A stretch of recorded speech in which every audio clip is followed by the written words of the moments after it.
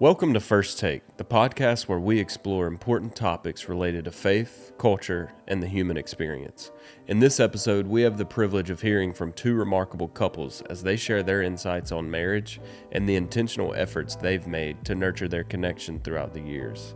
Joining us are John and his wife Amber, accompanied by their friends Brandy and Bubba Sharpton. Their conversation is both enlightening and indispensable for every married couple seeking to deepen their bond. We invite you to reflect, find joy, engage in friendly discussion, and gain wisdom as we go beneath the surface to explore the beauty and challenges of a loving union. After listening to this episode, we encourage you to start a conversation with your spouse, ask some of these questions, and talk about what you've just heard. So, get comfy and get ready to hear a genuine conversation on love and marriage. This is the First Take podcast. Let's get it.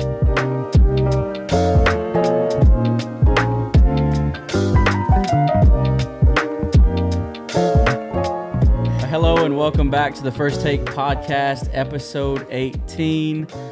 Because this episode will be dropping around Valentine's Day, I figured that we would talk about love. Love is in the air. It's in the room. It's around this coffee table, of course.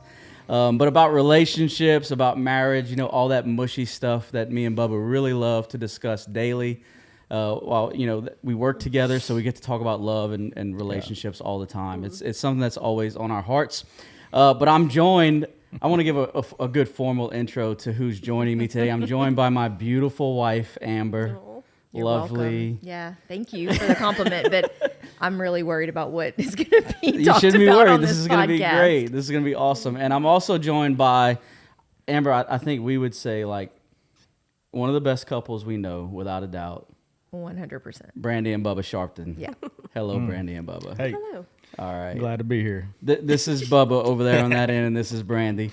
No, today's going to be a really cool day because Did you have to differentiate who was Bubba and who was Brandy? I think I did, yeah. Because we actually, other than like people we knew before we came here, Brandy and Bubba are the first couple that we really got to know here. And so I guess that's since 2015, somewhere around there. And we've become really great friends. We actually have matching anniversaries. But that was January- before we met them, clearly. What is it? Yes. What That is would it? be weird. January 7th. I know this. Okay. January 7th. They have been married much longer than we have. But how long have y'all been married? 29 years. 29. And we've been Wow. married. I'm going to let you answer that. I'm going to let you answer because I don't think you know.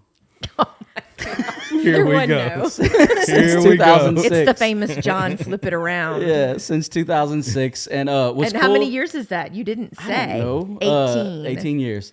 Since we're talking about the anniversaries, what we found out this year is there's like 3 other couples in our church that have January 7th. If you're somebody that has a January 7th anniversary, put it in the comments. We'd love to know. Or maybe just put any anniversary and you might be able to find some anniversary friends, within our church or within our community.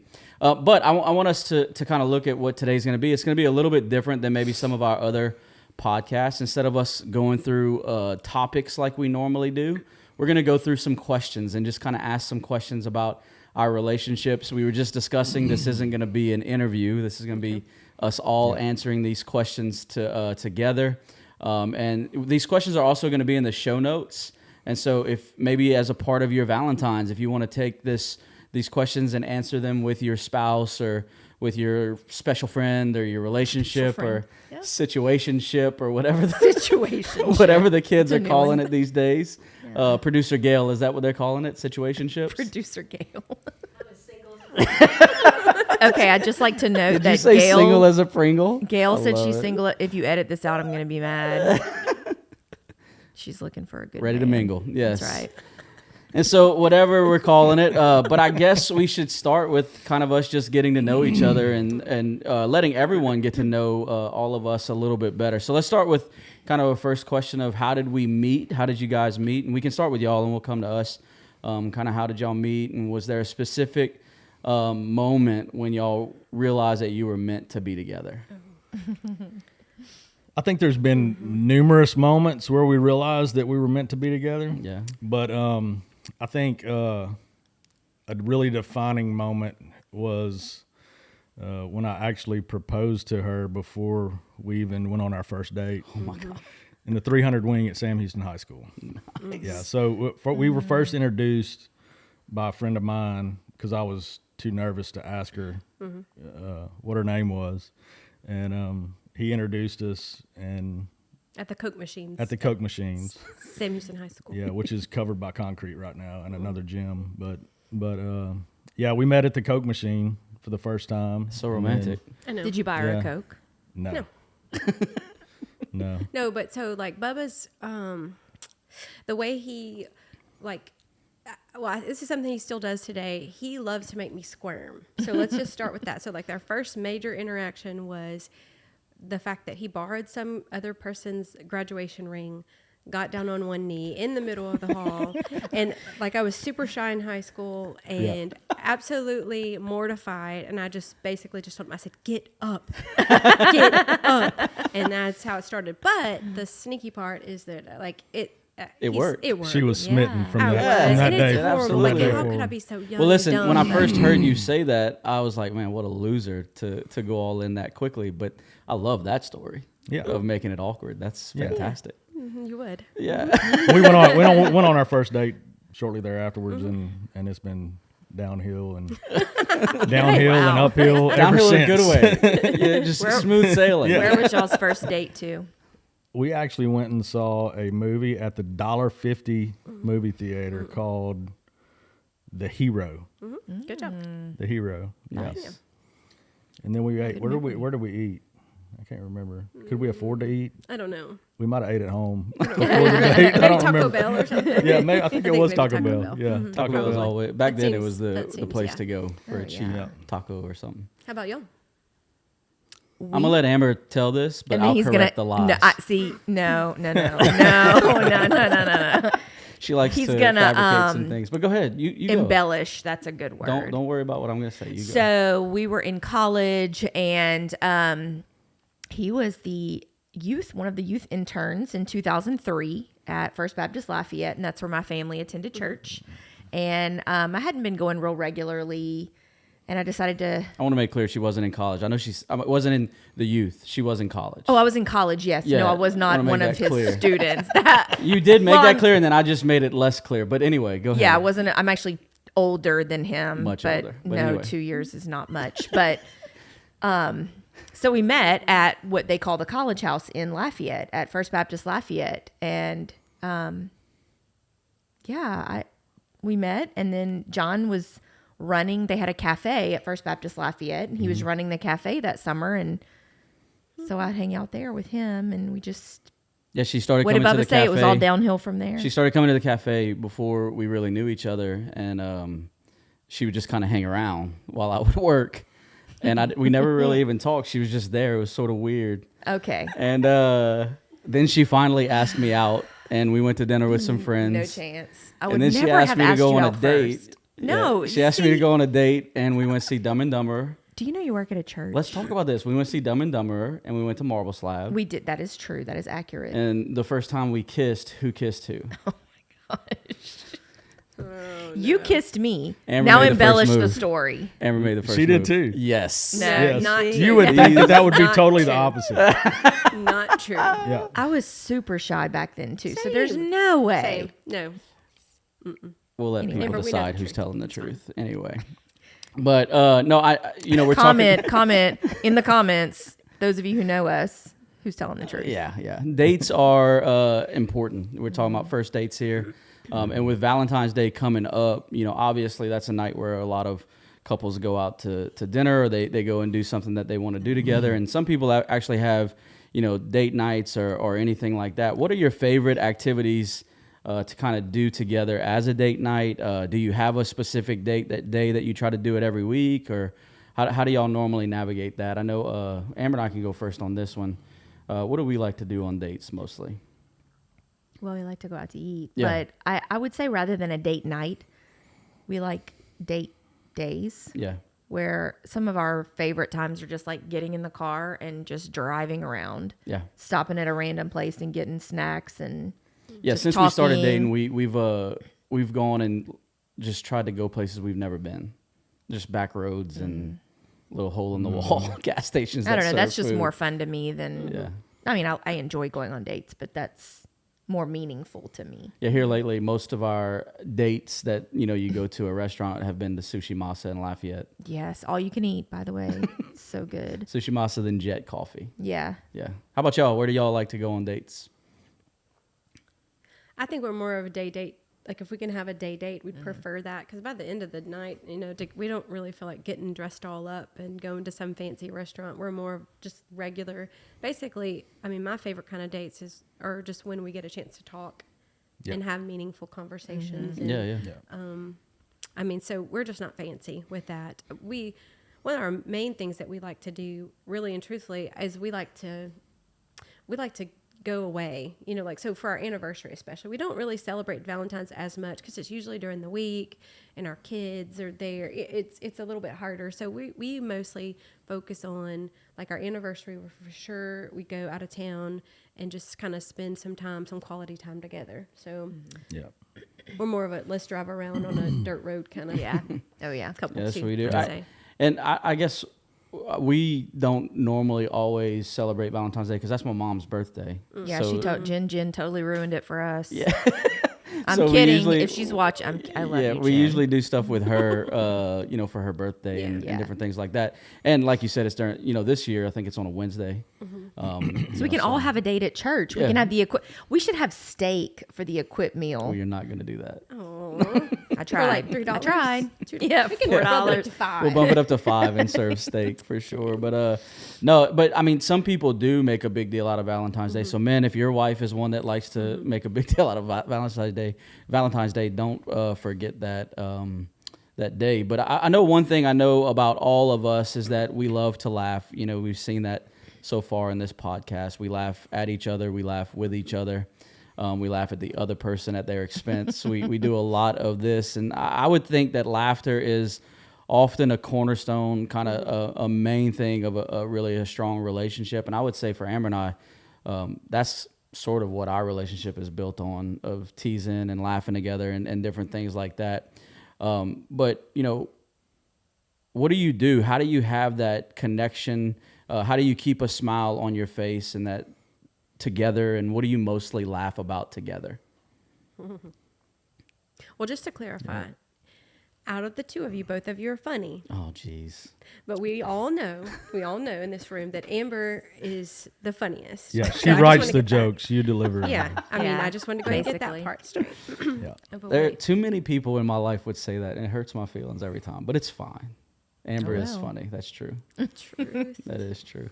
I think for us, like even our kids, we've always joked around in the house together. We, and me and Brandy do joke around together all the time. Mainly, it's she's really quirky, so she can be funny and not really try to be funny. Yes, that's true. So sometimes we'll like if I go to tickle her. Oh. She'll tell me that That's I'm not fixing to rip your face off. Yeah, that's I So- would agree with that. So we don't Literally tickle. not funny. One thing I've learned about Brandy, I like to scare people, and that's Yeah, also that another does thing not- that Those are is the two not no's. funny. That's a no-go. It took me about 20 years to figure One of the that funniest out. things for me to do is scare people, and I Yeah. think I've only scared Brandy once. Yeah, don't do that. Yeah. So just FYI. Because then she'll for force me to everybody get that's involved, listening. and it won't end well. For either Oh, one of us. man. That was actually a threat that Yeah. you made to me. But I said it in a way that was not threatening. Yeah, well, Yeah. But now depends everybody on knows who's that it was a listening. threat. for sure. So- But y'all have any like inside jokes that kind of come up in the family that always make you laugh? I mean, probably. I just I can't don't know. I need to remember. think about that a little bit. I mean, we're just kind of the type that just we dance around the house, turn the music up, and we're just silly and playful and whatever. Yeah. And he tricks me all the time, like I'm gullible, so it's always funny because he gets me like every day, all day. So that's no, I'm not looking up. Yeah, that's a You know daily. you wanna That's look a up. daily. Good That's a job. daily thing. I'll look up for you. so 29 nothing years. So there. the way our chairs face in our living room, I can have a direct view out the front door, and all I have to do is just go like this. and man, she'll Every look. time. She's getting She'll up. look every time, and then we laugh. I'm gonna catch on one day. She'll catch on. That's sort of an inside joke for Yeah. sure. Amber and I have very different sense of humors, but we both laugh. I would say sometimes we laugh at each other laughing more than we laugh with gosh. each other. Like, Yeah. because Amber will get on these laughing fits where she's just looking at these Instagram reels or like videos or anything like that, and she will make herself cry sitting there looking at these videos. She'll send them to all her friends. And nobody else thinks they're funny but me. That's what I'm no, just you one of do those. have And that's probably why you laugh. I just Yeah. laugh at her. I Contagious literally laugh. sit there and laugh at her because she can't help herself. It's just constant laughing. Well, like chickens wearing pants. We have 9 I'm laughing at the thought of you laughing Well, at that. because we have 9 chickens and I don't know how to sew. So if anybody wants to make pants for my chickens, like, and if you haven't seen it, you got to look it up. It's just funny. But yeah, Do you remember the song that plays? I don't remember, I don't remember. that one. Maybe we can put it in the video somehow. I probably sent it to producer Gail, Guarantee and you. she was probably like, "LOL, that's really not funny, but okay." Yeah, I would say, how do you think my sense of humor is different than yours? Like, what normally makes me funny? Makes me laugh. You laugh at other people's expense for sure. He Finally, does. honesty. If you get up and trip over those cords, he's gonna. I was gonna he's say gonna that laugh. my sense of like, humor- And then he's going to be aggravated that he didn't have it on video. yes, to send to 100%. everybody, right. My Yeah. sense of humor is other people's pain, which is sort of bad. But Yeah. Man, maybe that's a heart issue. You need to It- dig yeah. down into and like For really sure. figure that out while you're. But yeah, I also, I like to tease a lot. One example, we didn't quite get through it before because I wanted to tell it during the podcast. But this past Sunday, Amber made coffee for the group, and normally I make the coffee, but she has made coffee in our coffee pot, and she used probably 3 or 4 times the amount of coffee grounds that you need to Well, I use. was distracted, which is not unusual, and talking. Right, it was like diesel fuel, like it was syrup. And it coming wasn't just out of him that making pot. fun of me. It was no, everybody. everyone in the group had to add water. It was rude. just to be It able was- to drink it. Yeah, people thought it looked like roux for a gumbo and everything like that. And so I'm never making coffee again. we for teased her about myself. that. Our small group is actually great because there's so many Oh yeah, we have a lot You of have a funny lot of personalities. jokesters. We really constant do. teasing the Yeah, whole time, which I love. I probably cultivate some of that, I would imagine. But just a little bit. yeah, so I love doing that, and but it ended up being turned back on me over a comment I made.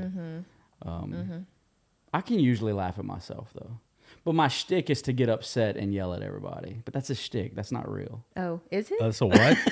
This is my first time finding out Shtick. that. What does that Who spelled word even that? mean? Huh? SCHTICK. Hey, we're learning something new. It's something I do It's this thing. to make anyway. Is that it from the doesn't matter. Urban Dictionary? I don't think so. Okay. It's probably from New Iberia. Oh yeah. Makes sense. No, but I think laughter can often aid in like us connecting with each other, and connection. Real connection is one of the most important parts of a relationship, but also one of the hardest things to kind of keep up with because life is busy and there's things going on, and we all have responsibilities that get in the way of us really connecting. And y'all said you like to get away, but that's probably not enough. I mean, Yeah, getting no. away No, once a not year once is a not year. enough.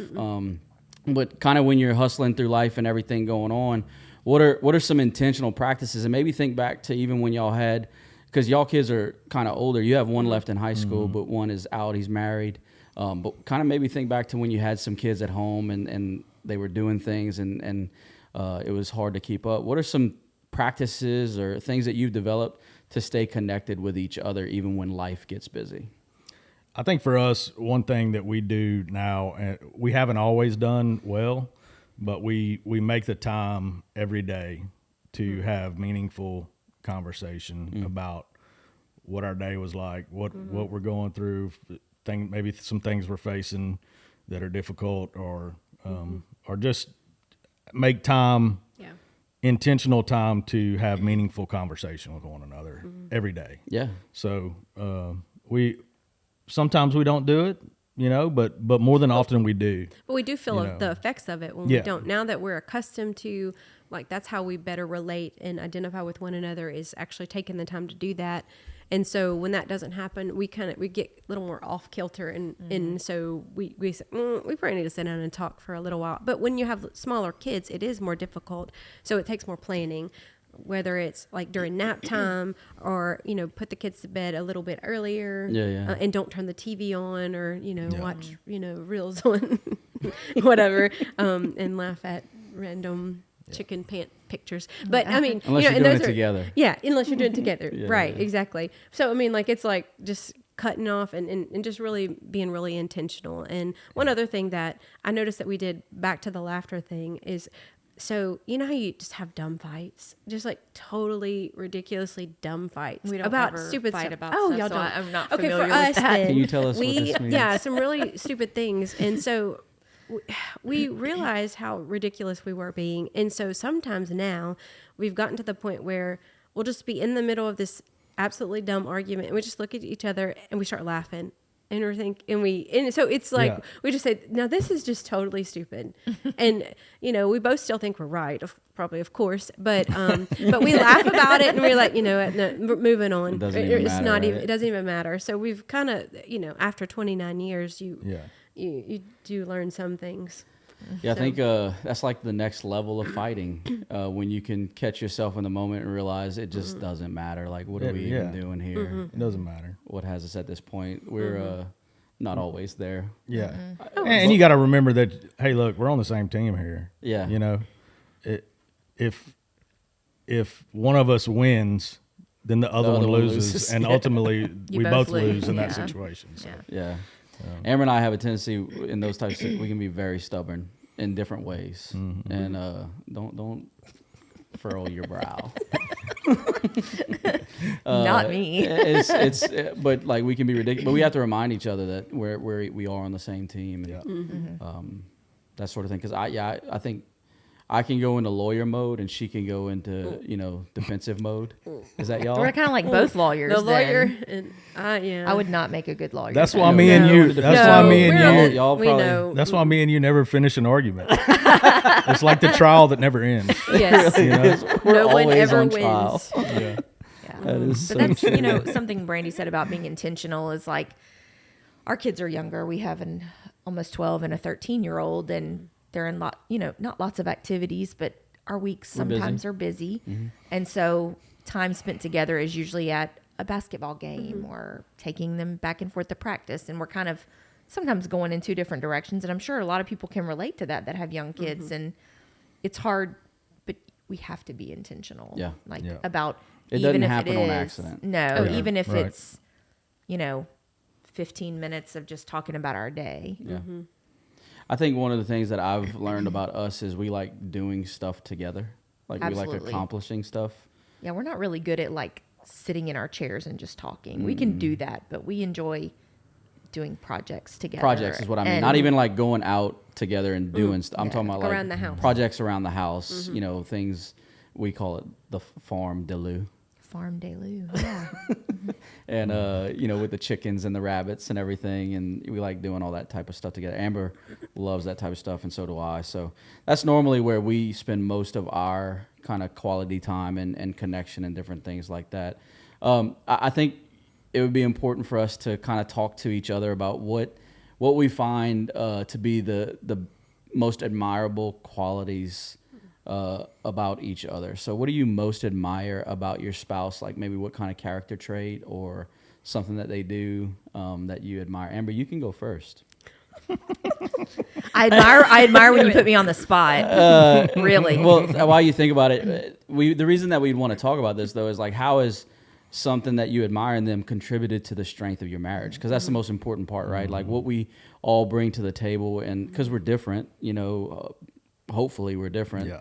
I remember our old pastor, Steve Bennett, used to say, if both of you are the same, one of you isn't necessary. And so, like, we're not the same, thank God. And so we all bring different qualities. So what kind of qualities, character traits do you admire most about your spouse, and how does it contribute to the strength of your marriage? Well, one thing about you is that you're loud, but you're a passionate person, and you're not someone who's just willing to let things be. If there's something that needs to get done, you're going to get it done. If there's, a problem that needs to be solved, like you might shut down in your quiet mode, but you're thinking through it and you're a fixer. I don't know. You don't let things just be. Like, I feel like that's just a way that you fight for us and you fight for our family. Is like, it doesn't matter how bad the situation is or what's going on. Like, you're going to find a way to get to the other side of that. Yeah. No matter what. Yeah. I think, what I would say about you is, I think Amber is fiercely loyal. I think that's one of the things that made me, we were talking about like when you knew you were meant to be together when we first started. One of the things I knew when I first knew, and this was early when we first started dating, I never questioned like Amber's love for me. I never questioned her loyalty to me, and that's rare. Like that's not every relationship, that's a rare quality in someone, and I just see her as fiercely loyal. Like I never question her whether or not like she thinks I'm the one for her. You know what I mean? And so that's what I admire most about you. I'm glad to know that. Yeah. You don't question us. That was sweet. Yeah, that was great. What about That was y'all? good. Can't copy us. I shouldn't have told you what I was going to say about Brandy. Thanks for the before, answer, Bubba. But I'd say for me, for Bub, is like he's very steadfast. When he knows the truth, he's very black and white. And so like when I feel all tossed about because of my feelings, I know I can go to Bubba and he will tell me this is what the truth is and this is what the Word of God says and all these things. And so Yeah. he's pretty stubborn in that. I changed the word stubborn to steadfast because it sounds a little Better. sweeter. Yeah. Yeah. Yeah. And so I say that his steadfastness, which is also the thing that gets on my nerves too, just to clarify, because, when somebody's so steadfast and doesn't budge, so long story short, it's like a love-hate thing with that. But Well, you know what I'm learning is like every good quality has like a bad quality counterpart to it. And when we're walking with the Spirit, it's going to be steadfastness. Yeah. That's when right. we're walking in the flesh, it's going to be stubbornness. That's right. yeah. Agreed. And I think Yeah, 'cause he can- every quality we could ever have has those, things that are opposed. Right, because I think I know the Lord has gifted him with that, but sometimes he misuses his gift. I mean, just being honest. But Yeah. I've been accused of the same for sure. Yeah, I for know, sure. John. For I sure. know you. And I think everybody struggles with that. Yeah, definitely. Oh, yeah. So I think for her, one of the things that she is very good at is encouraging me. When I don't think that I'm able to do something, she comes up and just I walk away feeling like I can conquer the world. Yeah. With the words that she gives me. She's really affirming to me. She's also a planner. So that's a good thing. That's a gift. Yeah. But it can also be used in a really bad way. So like because she's a planner, she needs to know the plan and she needs to be part of the plan. And sometimes that's not possible. Right. Right. So, and that sometimes causes tension between us. But as far as vacation goes, she hands me a folder with an itinerary and I execute the plan. Yeah. That's right. Right. So We're a good team with So that. we're a great team when it comes to that. But I think mainly her main quality, she's very loyal. Yeah. Very loyal as well. Amber. But she she's a good helpmate for me. She's really special. That's awesome. Thanks, Bub. That's good. I think every couple probably has their unique love story. Like we all have what brought us here. You guys, how many years did you say? 29. 29, We're yep. 18, and I know there's people listening that maybe have 50 years, and some maybe have 30 days. Maybe just got married, or just in a relationship. Maybe they aren't married yet. And so every kind of couple has their own unique story. But I think every story has defining moments that bring Yep. you closer together.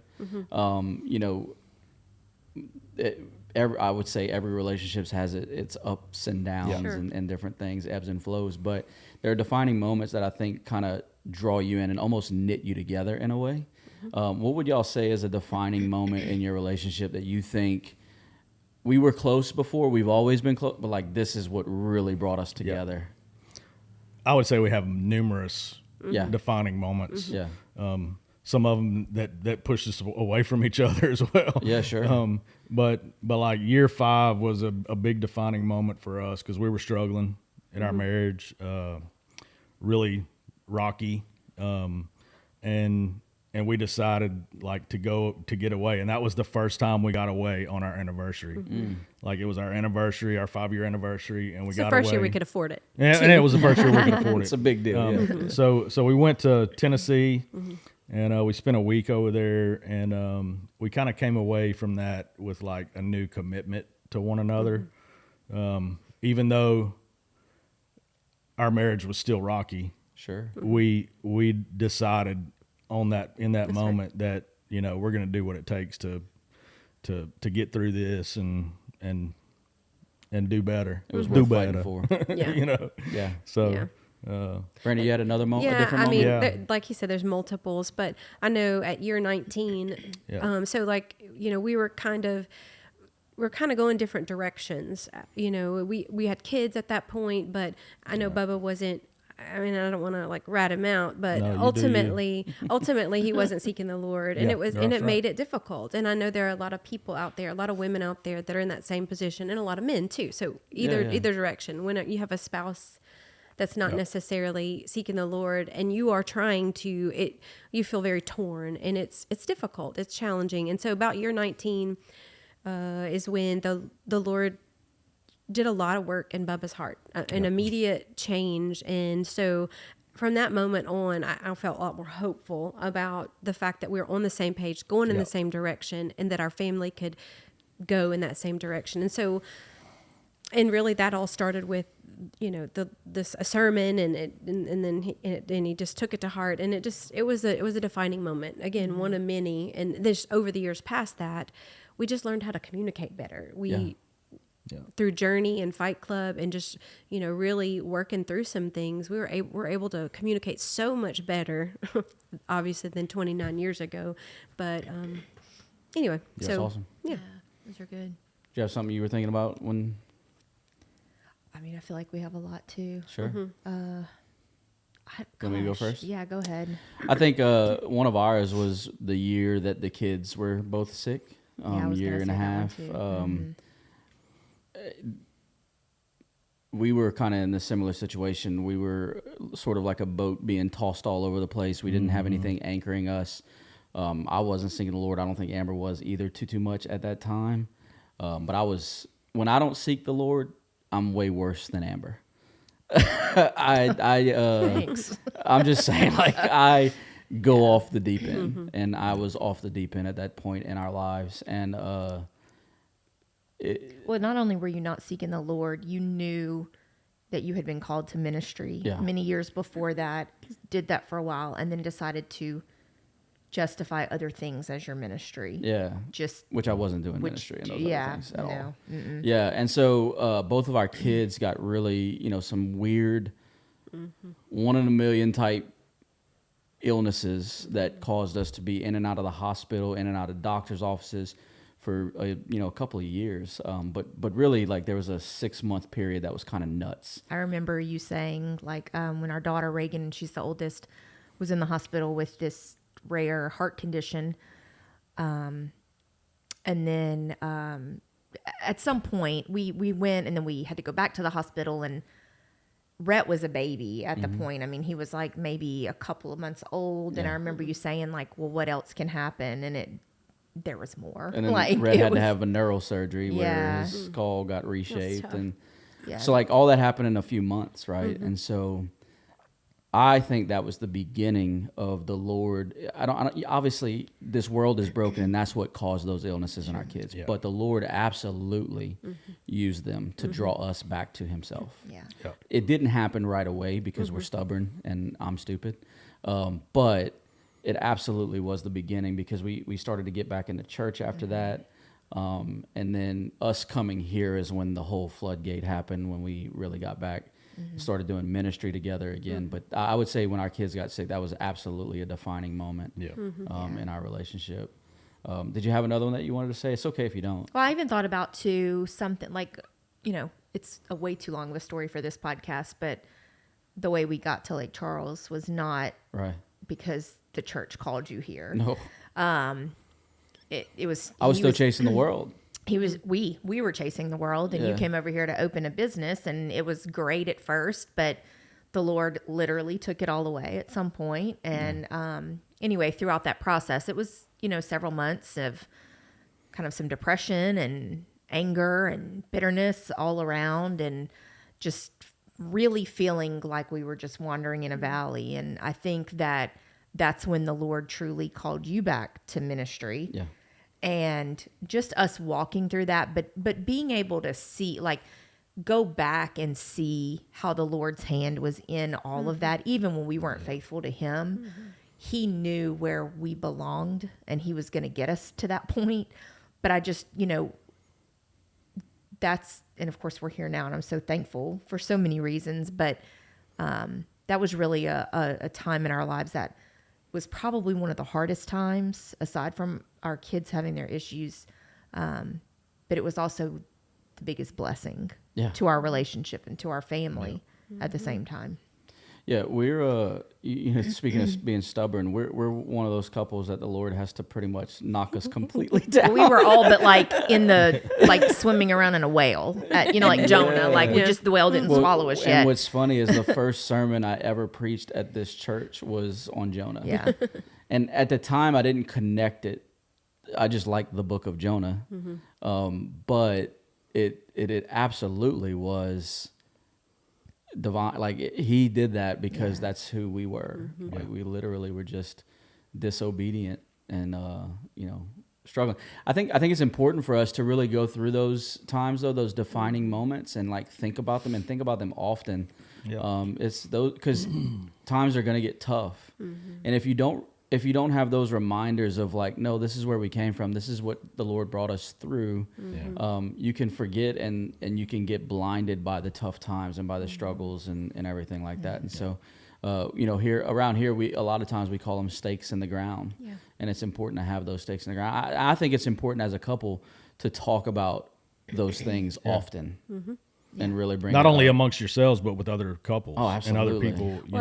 Because it ultimately encourage, brings glory to God. Yes. Yeah. Right. So And then encourages, like, and that's what, if somebody's listening to this today and they're like, man, I kind of relate to that. Like, reach out. We just want to encourage you that it might be a tough season in your marriage or with your family, but it's not always going to be that way. Yeah. It's not forever, right? God's going to grow you through that for sure. Yeah. So we've sort of talked about this, but maybe this question will bring up a different story. Because defining moments, obviously there's some tough ones, but what are some tough circumstances maybe that happened early in your relationship that you think caused you to have to fight for each other, caused you to have to really, you mentioned this in one of your defining moments, that's when we realized, like, when we went away, but like, what are some things that maybe, I think it would be important for us to talk about, like some of the struggles, you mentioned them, we can talk a little bit about what we were struggling with during that time as the thing that we were having to say, like, all right, at some point we're going to figure this out and we're going to still be together. Do you want to maybe describe some of the things we were going through at that time? You mean whenever, right after we moved here, what I was talking about?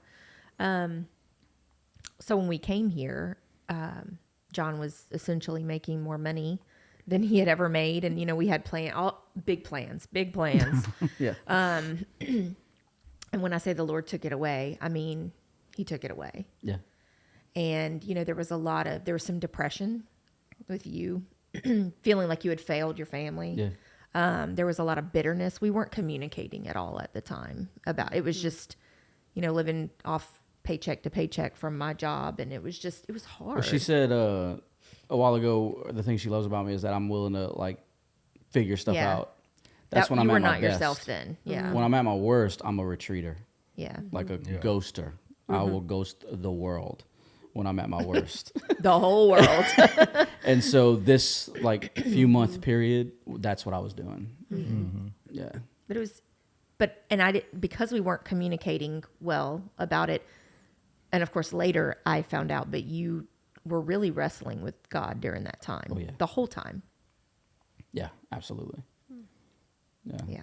You want to tell them about like what the Lord gave you that kind of gave you some encouragement? Yeah, I during just that time? remember, I don't know, taking a shower or something and just being so angry. And I just, there's, when you go through hard times, especially, it's really easy to question God. Like, why? I mean, our families were back in the Lafayette area. We left a very comfortable life there. Mm-hmm. Our kids were so little. And I just kept saying, why? Like, why did you even let us come here and, leave our friends and our family and just what we knew, that you were raised in New Iberia. Like that was literally your home. And I just remember the Lord so clearly saying, like, what if this is what I brought you here for? Mm. And of course it didn't make sense at that time, but, and then the verse Ephesians 3:20, and everybody who knows me knows that's like my stake in the ground scripture, that God can do exceedingly abundantly more than we can ask or imagine. And, those things just kind of collided one day, and there was that promise. But in preacher, and I know Brian has said it before too, like a promise just needs time. Yeah. And it's very hard to wait, but the Lord was so faithful. Yeah, absolutely. When we weren't at all. Yeah, we were not faithful at all at that time. Go ahead. Well, early on, we got married at 18. So let's just start with babies. that. I mean, we're absolutely babies. Had no clue that we were just absolutely ridiculously young and dumb. But so we didn't know how to communicate at all, not effectively. And then, like we mentioned before, Bubba was running from the Lord. But, so what was my part in that? Like, what was I supposed to do with that? We're married and we're committed to one another. But ultimately, the Lord, when I'd pray, well, Lord, you need to work on Bubba, over and over. Yeah. It was, fix him, please. Fix him, please. That really sums it up. And over and over, the Lord, in essence, would answer me, you can only help yourself. You're responsible for yourself. And over. So that was a pretty frustrating answer. But eventually I got what he was talking about. And then that's when I really started seeking the Lord. Before I somehow, like, I placed Bubba as an idol in my life. Like he was going to be the one that fixed everything. And, and that's unfair, one, to put up for your husband. And then it's not the proper order. Like the Lord is the one who I was supposed to seek. Again, took me a while.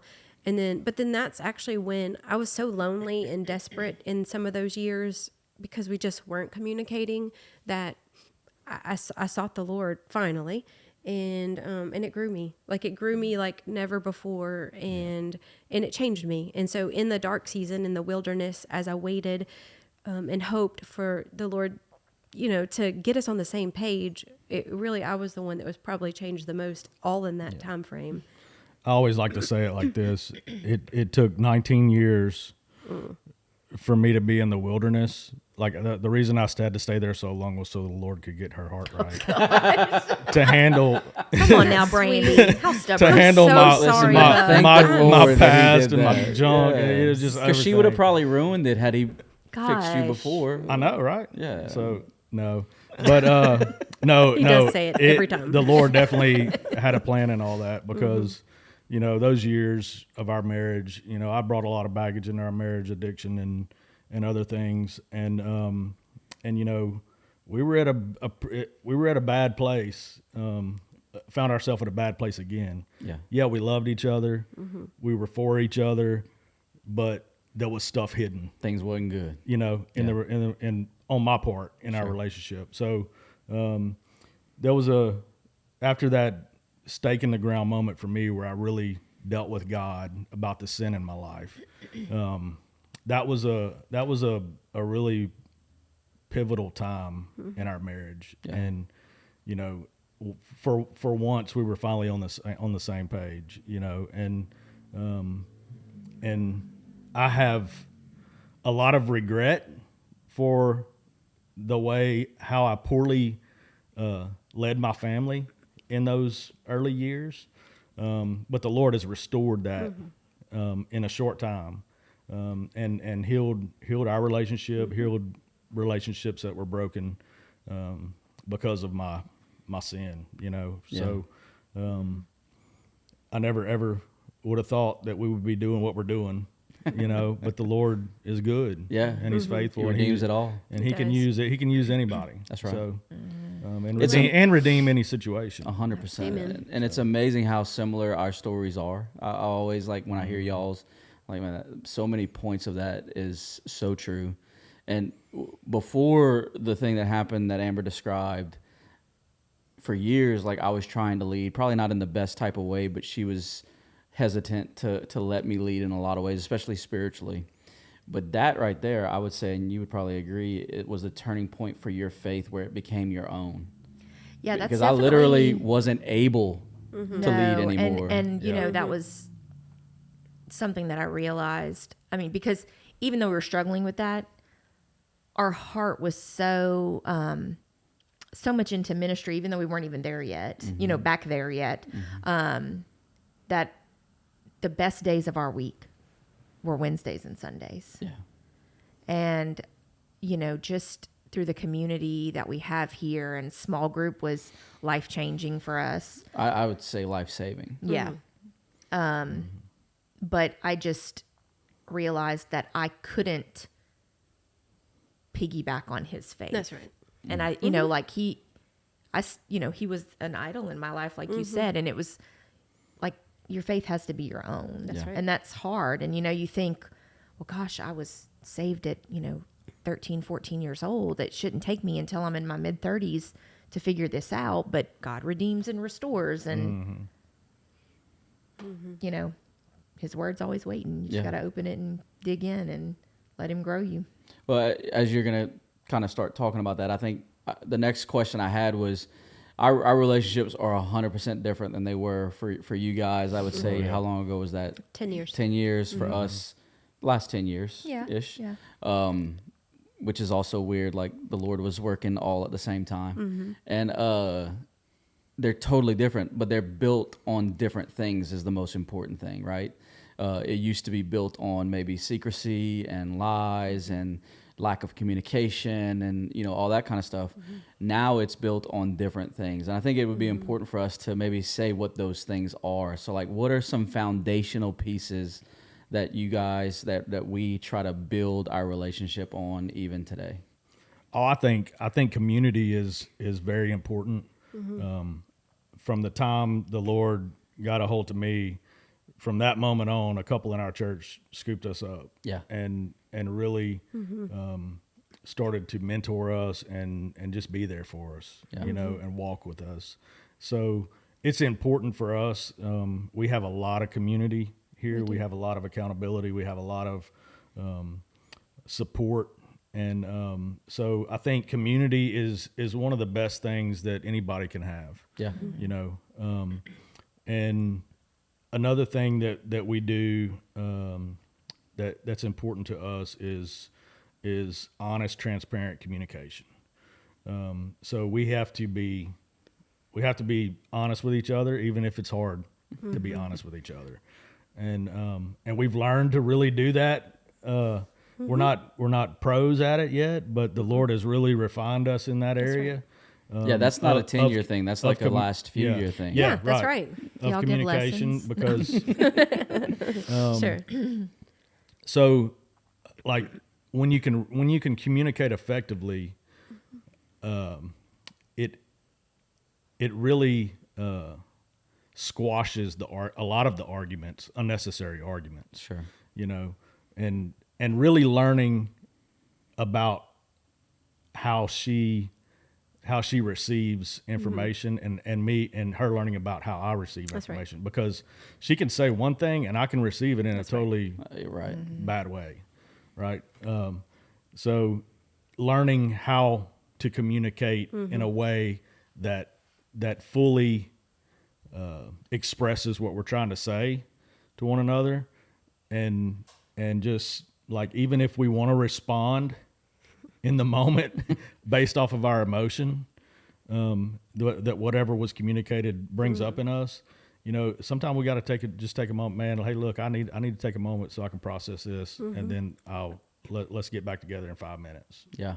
And discuss it. So, And going along with that, so, I've learned that, or I'm learning that, his strengths like that are from the Lord are good, you know, like so often it can also rub you wrong and just like, oh, you know, like, and so like, I think I've learned to appreciate and cherish the fact that the Lord made him a specific way for a specific purpose. And me too. And not, you know, want to beat myself up for things that I drive myself crazy with. So I think we've learned to cherish each other more so as a gift to one another, a gift from God. You know, God allowed us to be able to, you know, be together as a husband and wife. And so we are truly a gift to one another. And then within that community, like you were talking about, it's our responsibility within our community to be honest. Because you can have community and tons of friends and all these things, but if you're not honest within that community, they'll never know. And so I think, I know that Bubba does a great job as a leader, a small group leader, to always set that tone for honesty and transparency. And, you know, even if it makes me squirm once again, and, you know, I'm like, this is uncomfortable, I know that it's for good. So, you know, he's always iron sharpening iron over here with me within that. And so he's grown me with that respect. And I think I've softened him, you know, like with respect to, you know, being more compassionate and those kind of things. So we've been good for each other, even if it's been by the hardest. That's what's crazy, right? Like in the beginning, you would have been described as oil and water. But through the Lord's work in each of you, y'all are like actually making each other so much better. And I would say like that's one of the things I admire about you guys is that y'all are so real. I think that's what makes you so effective in ministry, is because you aren't hiding. You aren't obviously y'all have a good relationship, but there are like some days y'all show up even at church and you're like, oh, it hadn't been good. That's right. You know, and I think that that's important. Like that always encourages me, and like all four of us have had conversations about, it's just not good right now. Like we're not communicating. We're really struggling, and those are that honesty, not only with each other but also with other people in your life is very important, because you're right, we can hide, and hiding doesn't do anything. It just prolongs the misery. True. What are some things we build on? Probably a lot of the same things, obviously. But yeah, absolutely. I mean, like you said, when we came here, small group was life-saving. It became a non-negotiable for us. Absolutely. Like I always tell people, the reason we are in small group every Sunday is because we don't do anything else. Yeah, it's not an option. It is what we do on Sunday nights. It's like Sunday morning is church and Sunday night is small group, and maybe we'll get a nap in between. But like, and that doesn't mean we never miss. Like we may miss for different things, course, but it's pinned into the calendar. And our like kids, Sunday nights. you know, and that's another thing too. And we've like Bo Guidry told us when we first started in small group with them, and we've told our small group, our kids are sometimes more excited, and the kids in the group are more excited about the parents. You know, the parents are like, oh, tomorrow's Monday, I gotta go back to work, I gotta do all these things. And it's like the kids get angry when we miss for holidays or because we're just taking a break, and like all of us in general. But community has really been super important for our family. I would say one area that we've grown to that has become kind of a foundational piece for us is, and I know this is for y'all too, is being in the Word. Oh yeah. And not necessarily together. We've been sharing the Mark journals here recently, but we usually share with like our accountability groups more than with each other. But when the Lord began to work in Amber's life and in my life, we began to seek Him and journal, and I've been journaling a little bit longer than she has, but that's when everything changed. That's because I was stubborn. Agreed. Yeah, you remember I used to tell you should? You did, and I was like, don't tell me what to do. I don't want to write. I write all day for my job. I don't want to write. Yeah. But it's the best thing. It's the best part of my day. Yeah. And One of the best she's parts so faithful with it, like probably more faithful even than I am at times. And so, I think that that's one of the foundational pieces because it sets the stage for everything Absolutely. else, you know? Yeah, we've seen that. So like he's led a small group for really the last 10 years, or 9, something like that.